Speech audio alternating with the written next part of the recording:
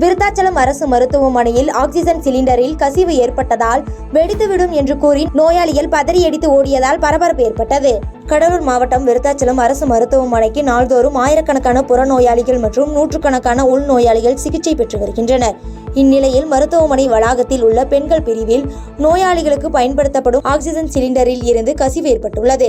இதனால் சிலிண்டர் வெடித்துவிடும் என்று நினைத்து உள்நோயாளிகள் கூச்சலிட்டு சத்தமிட்டதால் பெண்கள் பிரிவில் இருந்த நோயாளிகள் மகப்பேறு பிரிவில் இருந்த கர்ப்பிணி பெண்கள் மற்றும் பிறந்த குழந்தைகளை தூக்கி கொண்டு உறவினர்கள் நோயாளிகள் என நூற்றுக்கணக்கானோர் மருத்துவமனை வளாகத்தில் இருந்து பதறி அடித்துக் கொண்டு வெளியே ஓடி வந்ததால் பரபரப்பு ஏற்பட்டது. பின்னர் மருத்துவமனை ஊழியர்கள் கசிவு ஏற்பட்ட சிலிண்டரை நிறுத்திய பின்பு விபத்து எதுவும் இல்லை என்று எடுத்துரைத்த பின்பு நோயாளிகள் மீண்டும் மருத்துவமனைக்குள் சென்றனர். இச்சம்பவத்தால் விருத்தாச்சலம் அரசு மருத்துவமனையில் பரபரப்பு ஏற்பட்டது.